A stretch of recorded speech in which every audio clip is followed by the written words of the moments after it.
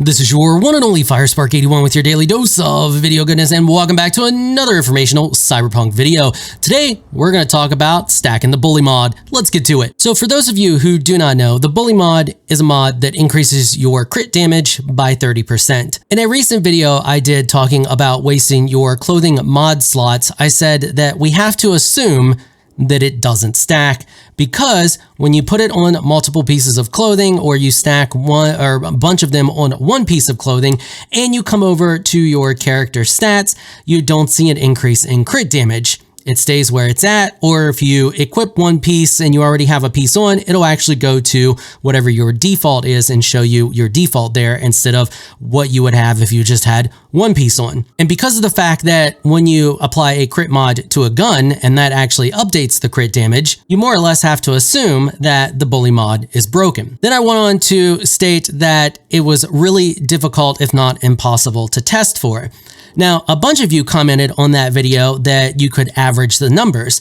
And yes, that's possible, but you need the same target to shoot over and over again. Basically, what I was saying is there was too many variables to test it accurately. Now, I know some of you are probably like, well, just find a group of enemies and reload the game.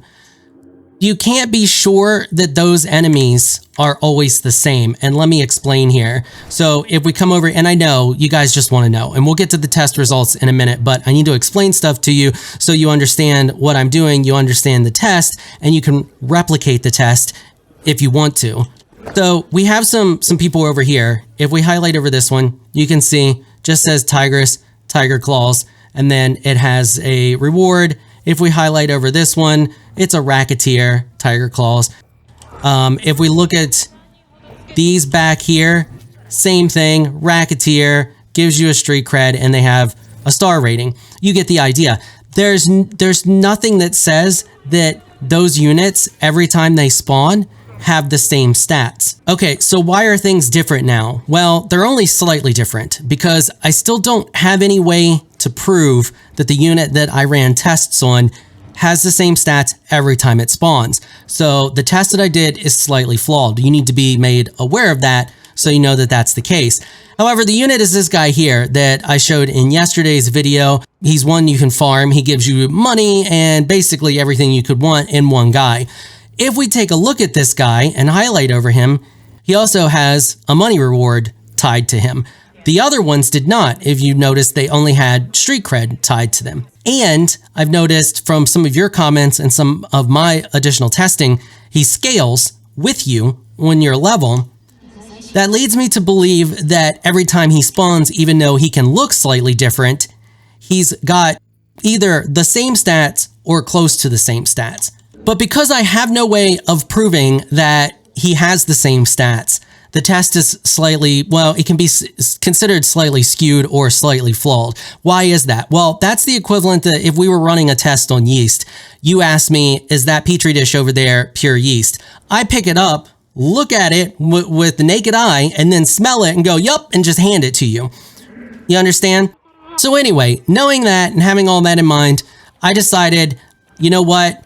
I'm going to test it on this guy anyway, and we're going to see what happens. Now, how did I run the test? Well, if we go to my inventory, I have one piece of clothing on that has the bully mod on it, increasing my crit chance by 30%. That's it. So it's my base crit chance, the crit chance from this gun. I only used this gun, and then I don't have anything on this. This is just to cover me up for the video. I equipped the gun, I ran up, and I shot him like that. Then I ran down and I just did the loop that I showed in yesterday's video for the pistol. I ran down here, reset him right here, turn around, ran back. And if you have the legs and you don't get hit by a car, you can double jump up here. And then we're going to put the gun away so we don't aggro him. And then we come up there and you can see he's back, but he looks slightly different. Okay, so I ran this 200 times, once with this on. And then I went through and I equipped the rest of these pieces here. So this adds a total of 60 additional crit damage. This adds an additional 90 crit damage. And this adds an additional 120 crit damage. That's a total of 300 additional crit damage altogether. However, if we look at my stats, I'm still at 138. So I did that, then I killed him another 100 times. Now, I recorded killing him all 200 times. And I did this so that I could make sure that I was writing down the right numbers. So essentially, every time I shot him, I could pause it, see the numbers, and record them accurately. So after doing all that, I put them into a spreadsheet, did a bunch of math and averaged them together, got a bunch of different statistics from it, and now we're going to talk about that. So first off, what's the averages? Well, the average with only 30% crit, I averaged a total of 16,922 damage. The average with the stacked crit was 16,805 damage. That's a difference of 117 damage in favor of the 30% crit, so basically not stacked.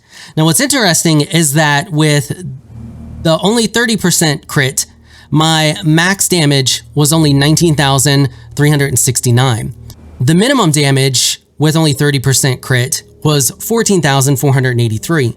Now, when they were stacked, my max was 19,597, and the minimum for stacked was 14,750. Now, does that really matter when we're averaging all of the numbers together? No, I just wanted to point it out. Now, keep in mind that all of these tests were run on PC version on, what are we on, 1.6, whatever the most current version of the game is. I think it's 1.6. I showed you how to do the test. You should be able to replicate it super easy on no matter where you're playing this. As far as I know, the mechanic for things respawning when you're 150 meters away works on all platforms. So you can come over here and you can farm this guy and see if you end up with the same results that I did. That's part of the reason that I show these tests, so that if you guys want to replicate them, you can. And if you do decide to replicate this test, please join the Discord. Link for it is down in the description below, and share your results on Discord. I'm interested to see other numbers that other people come up with, especially on consoles, because the results could vary greatly on consoles. While the game does share the same code overall, it can vary a little bit between console and PC. I've seen it happen in other games. So with that said, those are the numbers. That's what I came up with. This game seems completely buggy and random things for some people. For example, I'm all of a sudden able to actually break down the base med kits here. I mean, I highlight over them, and if I hold down Z, I can break them down.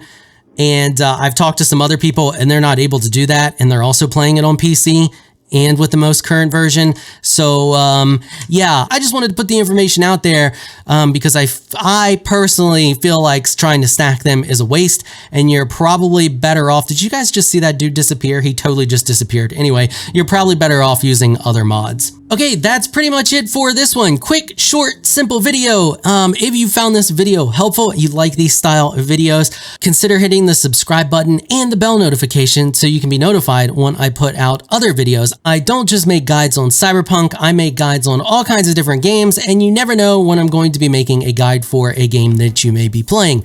All right, that is going to wrap it up for this episode. If you like what you saw, consider hitting that sub button. I want to give a big thank you to my patrons for making this episode possible. You are absolutely amazing people. If you'd like to join my elite crew of Patreon supporters, please check out the link in the description below. If you enjoyed this video, please leave a comment down below. Let me know what you thought. If you're shy, you don't like to comment, just hit that thumbs up button and show your support. Until next time, thanks for watching.